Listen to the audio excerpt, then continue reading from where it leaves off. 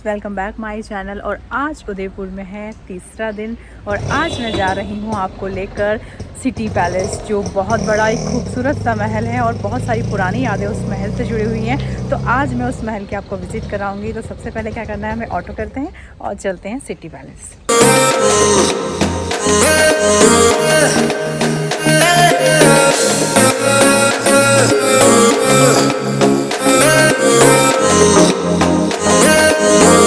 जैसे ही होटल से निकले काफ़ी तेज़ बारिश शुरू हो गई और जिसकी वजह से मौसम बहुत ही ज़्यादा अच्छा सुहावना हो गया। लेकिन परेशानी की बात तो ये है कि आखिर ये बारिश कब तक रहने वाली है, क्योंकि हम तो घूमने के लिए निकले हैं और अगर बारिश रही तो इस बारिश में कैसे घूमा जाएगा। इसके बाद चलते चलते हम पहुंच गए हैं सिटी पैलेस मेन मार्केट में, जहां पर मिलता है प्योर राजस्थानी सामान।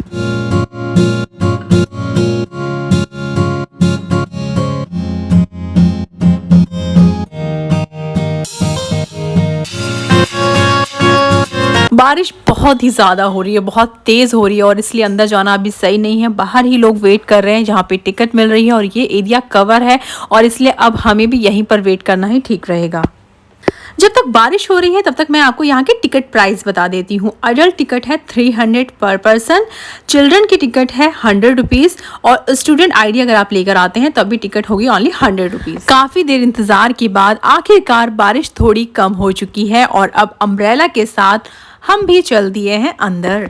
जैसे ही मैं एंट्री के लिए यहाँ पर बैठकर वेट कर रही थी तो मेरी नज़र जाती है यहाँ पर लगे विशाल दरवाजे पर, जिसका आकार बहुत ही ज़्यादा बड़ा है और इसमें बहुत ही ज़्यादा मजबूत लकड़ियों का इस्तेमाल किया गया है।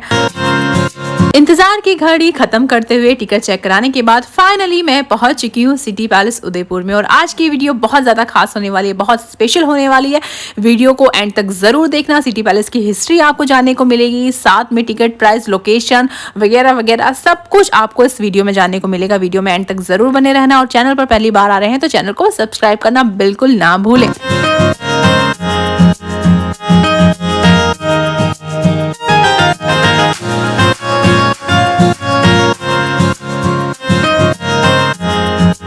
जैसे ही आप सिटी पैलेस में एंट्री करते हैं, राइट हैंड साइड पे बना है शाही होटल और रेस्टोरेंट। ये सिटी पैलेस का ही है और यहाँ पर शाही लोग अपनी शादी पार्टियों के लिए इसे बुक करते हैं।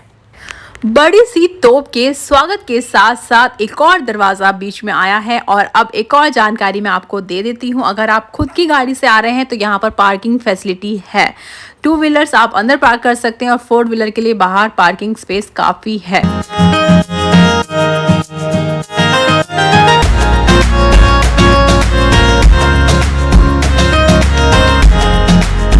दूसरा दरवाज़ा क्रॉस करने के बाद जैसे ही आप अंदर आते हैं आपको बिल्कुल महल वाला फील आने वाला है। राजस्थानी राजवाड़े में आ चुके हैं आप और यहाँ पर बहुत ही खूबसूरत सा महल बना हुआ है। साथ के साथ यहाँ पर राजस्थानी चीज़ें भी मिल रही हैं। उनके यहाँ पर अलग अलग शॉप है जहाँ पे सैंडल, चूड़ियाँ, कपड़े और यूनिक चीज़ें यहाँ पर अवेलेबल है।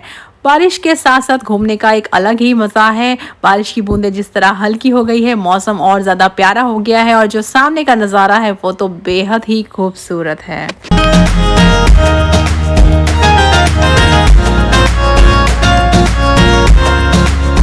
हर कोई जानना चाहता है कि आखिरकार इस जगह का नाम सिटी पैलेस ही क्यों रखा गया, क्या है इसका इतिहास और कब हुआ इसका निर्माण।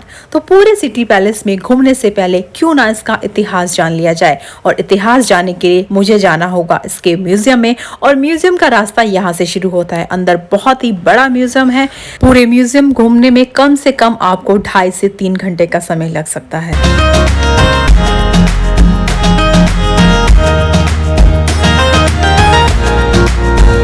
चलिए दोस्तों अंदर चलते हैं, लेके चलती हूँ आपको दरी खाना की पोल। और यहाँ पर भी आपको अपनी टिकट संभाल कर रखनी है क्योंकि यहाँ पर 2 बार आपकी टिकट्स और चेक हो सकती हैं।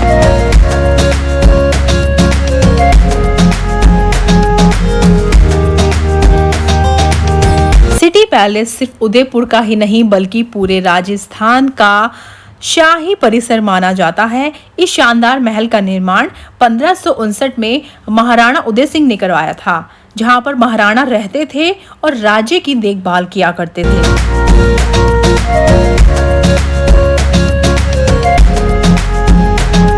सिटी पैलेस के म्यूजियम में घूमते घूमते आज आपको महाराणा के इतिहास की जरूर याद आने वाली है। और सामने ये जो कवच पहने आप एक डमी देख रहे हैं, ये उस समय महाराणा के सैनिकों का कवच हुआ करता था। और यहाँ पे देखिए कितनी मजबूती से इसे बनाया गया है और पूरा ही डिजाइन सिर्फ और सिर्फ लोहे से तैयार किया गया है। अभी इससे पहले आपने ऊपर वाले पोर्शन का कवर देखा और अब यहाँ पर है नीचे वाले पोर्शन का कवर। ये पूरा पजामा शेप में बनाया हुआ है, लेकिन मजबूत लोहे और जालियों से इसे तैयार किया जाता था। अब जो आप देख रहे हैं ये है महाराणा प्रताप का कवच। यह जंजीर और फौलाद की पत्तियों से बना हुआ है जो सामने की ओर खुलता है। इसकी कोहनी तक लंबी आस्तीन है। महाराणा प्रताप के हाथ में ये जो भाला आप देख रहे हैं, ये भाला सोने चांदी के सुनहरे स्वरूप, छल्ले और एक जालीदार सॉकेट से बनाया गया है।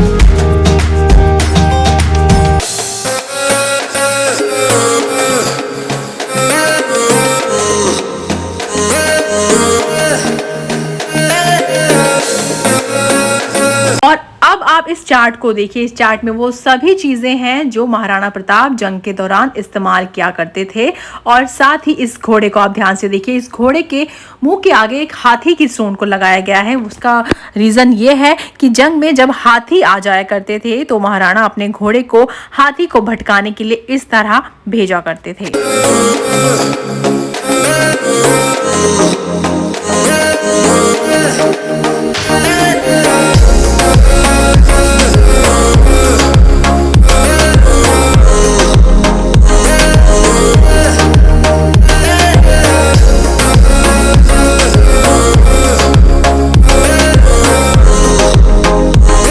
और अब आप जिस कवच को देख रहे हैं इसका नाम है जिरह बख्तर। ये कवच शरीर के ऊपरी भाग की सुरक्षा के लिए इस्तेमाल किया जाता था, जो लोहे तथा तांबे के छल्लों से बना हुआ है।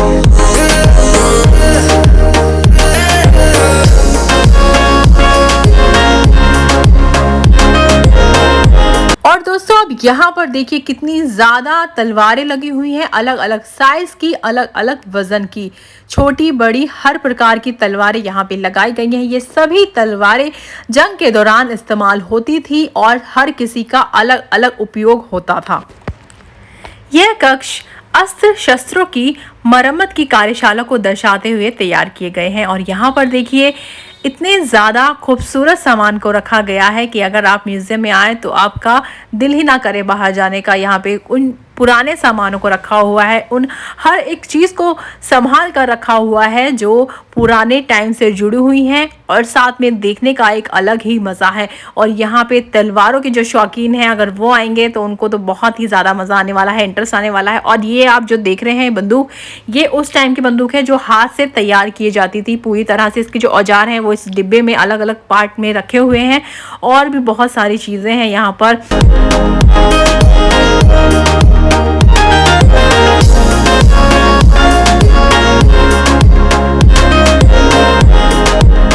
तलवारों के बाद अब शुरू हो जाता है बंदूक कलेक्शन। तो यहाँ पर छोटे बड़े हर साइज की बंदूक आपको देखने को मिलेगी। और ये देखिए कितनी शानदार, इतनी लंबी लंबी बंदूकें, छोटी और कुछ लोहे की हैं, लकड़ी की हैं, तांबे की है, एल्युमिनियम की है। बहुत ही शानदार बंदूकें हैं। म्यूजियम में आगे बढ़ते हुए अब मिलिए महाराणा सांगा से। अपने पिता महाराणा रायमल की मृत्यु के बाद 1509 में 27 वर्ष की आयु में मेवाड़ के शासक बने थे। जैसे ही हम आगे बढ़ते हैं तो यहाँ पर हमें एक गणपति की मूर्ति नजर आती है और गाइड द्वारा बताया गया है कि ये मूर्ति यहाँ पर पिछले 300 सालों से स्थित है।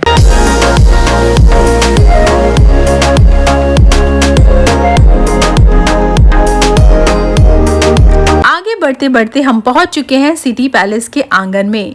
पैलेस में अब महल, आंगन, मंडप, गलियारे, छतों, कमरे और लटकते उद्यान हैं।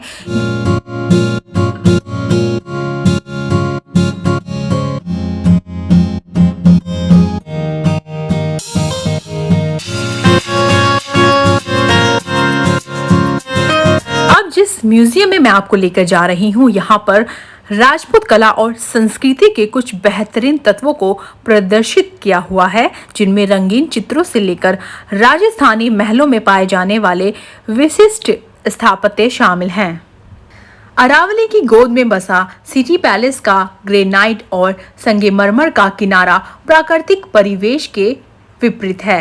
रीगल महल की जटिल वास्तुकला मध्य युगीन, यूरोपीय और साथ ही चीनी प्रभावों का एक मिश्रण है और कई गुंबदों, मेहराबों और मीनारों से अलंकृत है। सिटी पैलेस खुद हरे भरे बगीचे पर बसा हुआ है और देखने के लिए काफी आकर्षक है।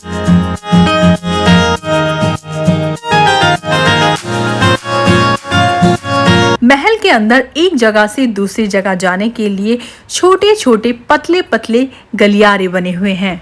अब ये जो युद्ध आप देख रहे हैं, ये है हल्दी घाटी का युद्ध। 18 जून 1576 को मेवाड़ के महाराजा प्रताप का समर्थन करने वाले घुड़सवारों और धनुधारियों और मुगल सम्राट अकबर की सेना के बीच लड़ा गया था।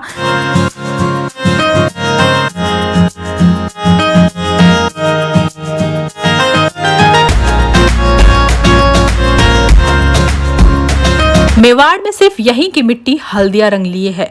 पर्यटक इसे माथे पर लगाते हैं। हल्दी घाटी का ये वही रण है जहां महाराणा प्रताप और अकबर की सेना के बीच युद्ध हुआ था। दिन था 15 जून 1556 का। घाटी की जंग के अगले ही दिन मानसिंह हल्दी घाटी के दर्रे को पार कर गोगुंदा पर चढ़ाए, पर नगर खाली था। राणा प्रताप पहले से कुंभलगढ़ की ओर रवाना हो चुके थे। जालोर और सिरोही मुगलों के अधीन आ गए और नागौर पर बल से कब्जा हो गया।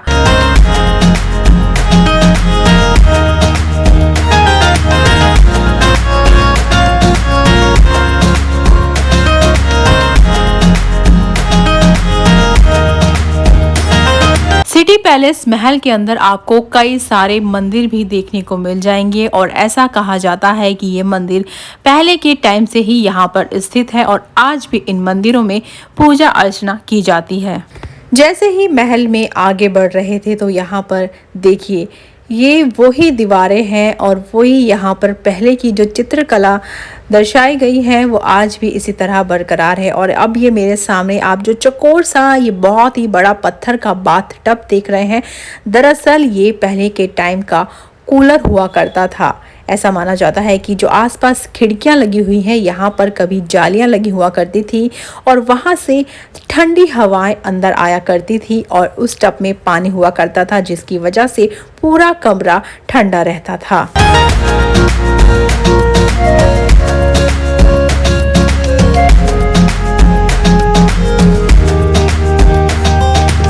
अब हम महल की ऊंची इमारत पर पहुंच गए हैं और ऐसा मानो कि यहाँ पर पहुंचने के बाद जैसे पूरा ही उदयपुर नजर आ रहा है। सामने जो आप देख रहे हैं ये है फतेह सागर और इसके बैक साइड है पिचोला लेक।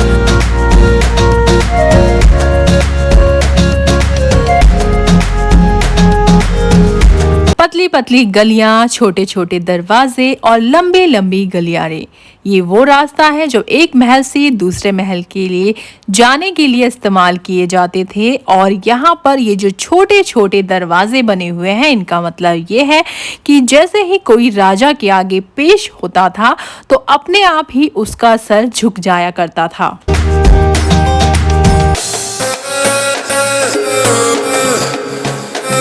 और अब हम पहुंच चुके हैं बहुत बड़े खुले आंगन में। बीच में जो आप देख रहे हैं यहाँ पर पहले के टाइम कभी फुवारा हुआ करता था और काफी अच्छी पानी की बौछारें आया करती थी।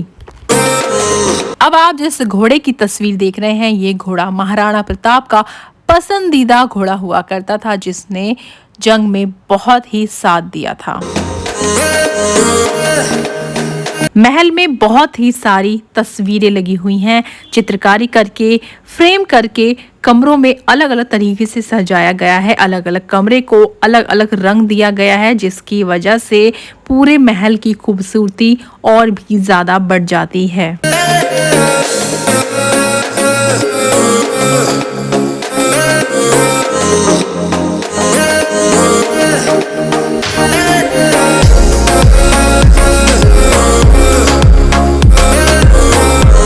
इस महल परिसर के भीतर कई प्रमुख महल स्थित हैं, जिनमें से कृष्णा विलास, रंग भवन महल, लक्ष्मी विलास और मनक महल जैसी संरचनाएं प्रमुख हैं।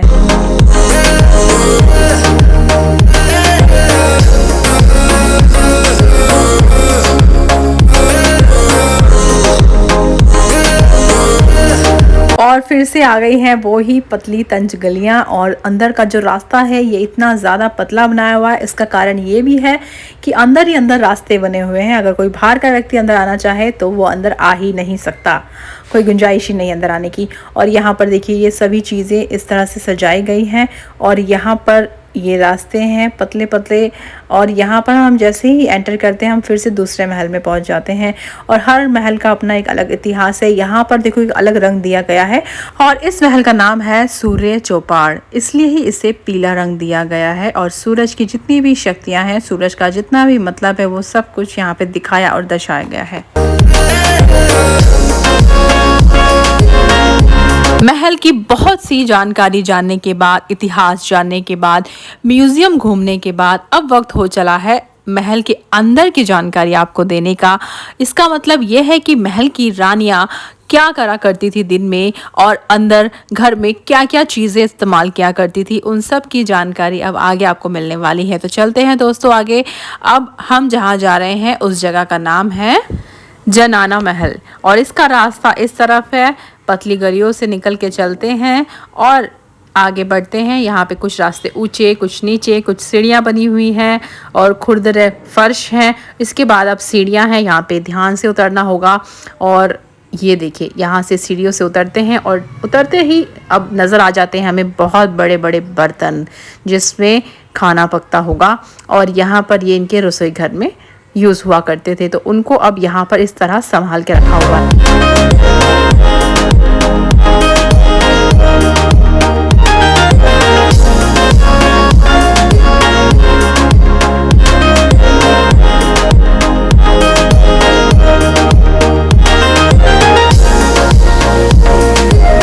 रसोई घर में क्या क्या चीज़ें इस्तेमाल होती थी, तो यहाँ पर एक डेमो बना के दिखाया गया है कि इस तरह का चूल्हा बनाया हुआ है, उस पर एक पतीला रखा हुआ है, दूसरे पे एक मिट्टी का घड़ा रखा हुआ है, और यहाँ पे वो सारे बर्तन हैं। इसमें से कुछ बर्तन जो हैं वो पहले के ही हैं, उनको संभाल के रखा हुआ है, और कुछ अभी बनाए गए हैं ताकि जितने भी लोग आते हैं देखने के लिए उनको ये जानने को मिल सके कि पहले किस तरह के बर्तनों में खाना बनता था।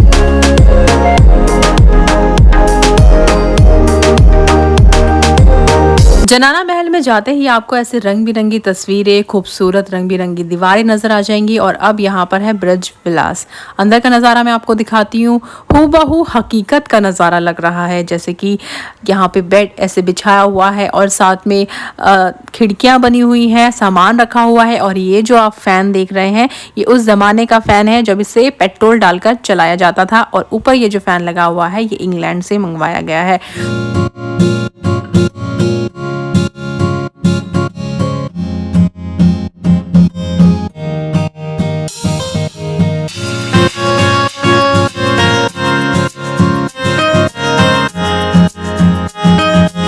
और आगे बढ़ते हुए अब मैं आपको लेकर आ गई हूँ खूबसूरत से विशाल कमरे में। इस कमरे की खासियत ये है कि इस कमरे में जो भी सामान है वो सब पहले का सामान ही रखा हुआ है, और इस तरह इसको सजाया गया है। देखिए ये सामने एक छोटा सा तख्त बना हुआ है जहाँ पे रानी कभी बैठा हुआ करती थी, और आसपास ये दासियों के लिए जगह बनाई गई है, और यहाँ पे बैठ के वो गेम भी खेला करती थी और गपशप भी हुआ करती थी। देखिए ये वाला जो फ़ैन है, इस फ़ैन की मैं बात कर रही थी।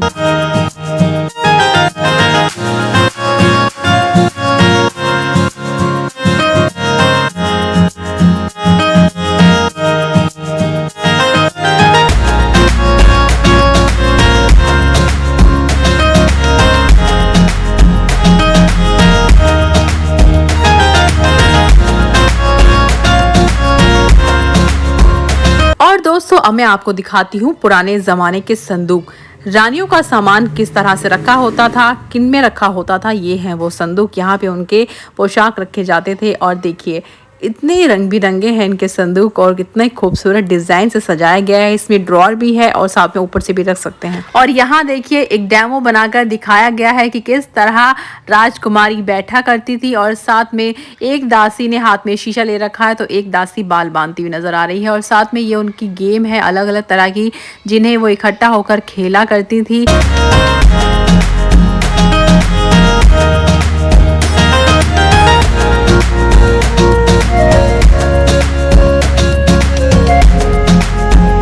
जनाना महल में मैं आपको वो चीज़ें दिखाती हूँ जो युद्ध में इस्तेमाल हुआ करती थी, जैसे कि यहाँ पे कुछ तलवारें हैं, हथियार भी लगाए गए हैं और साथ में कुछ तस्वीरों द्वारा ये चित्र बना के दिखाया गया है कि रानियाँ किस तरह से जाया करती थी, दासियाँ उनके साथ किस तरह मौजूद होती थी। और यहाँ पे ये जो पोशाक आप देख रहे हैं यह है जनाना सैनिक कवच, यानी कि जब महिला सैनिक युद्ध में जाती थी तो उनके कपड़े इस तरह से होते थे जो पूरी तरह से जालीदार होते थे और लोहे के बने हुए हैं।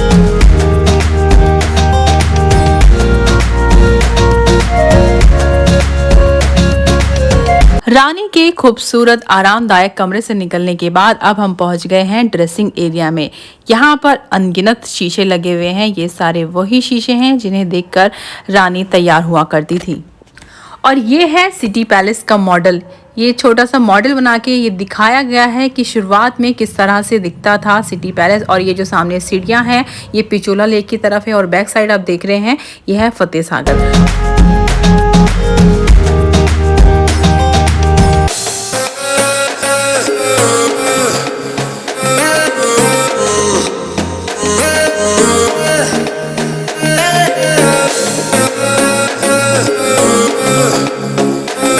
अब मैं आपको जहाँ पर लेकर आ गई हूँ, यहाँ पर अलग अलग भगवान की पत्थरों की आकृति रखी हुई है। इन सभी आकृति का एक अलग अलग संदेश है। यहाँ पर कुछ भगवान की मूर्तियाँ हैं तो यहाँ पर कुछ मैसेज देती हुई मूर्तियाँ हैं।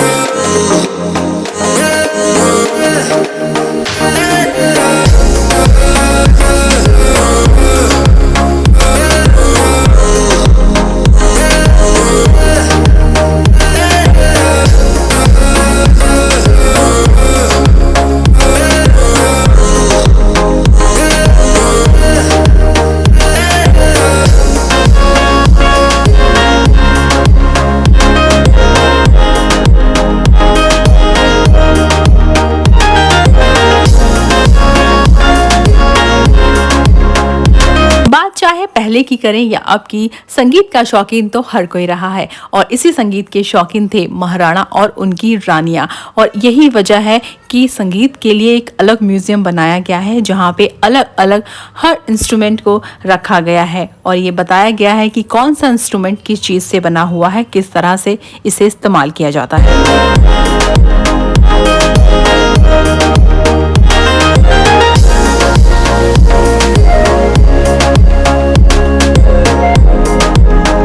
म्यूजिक इंस्ट्रूमेंट म्यूजियम घूमने के बाद, पूरा सिटी पैलेस घूमने के बाद, पूरा म्यूजियम घूमने के बाद तो कैसी लगी आपको वीडियो, आप कमेंट करके ज़रूर बताना। और चैनल पर पहली बार आए हैं तो सब्सक्राइब करना बिल्कुल ना भूलें और इसी तरह की वीडियो आपको आगे भी देखने को मिलती रहेगी तो उसके लिए बेल आइकन बटन दबाना बिल्कुल ना भूलें। मिलती हूँ आपसे अपनी अगली वीडियो में।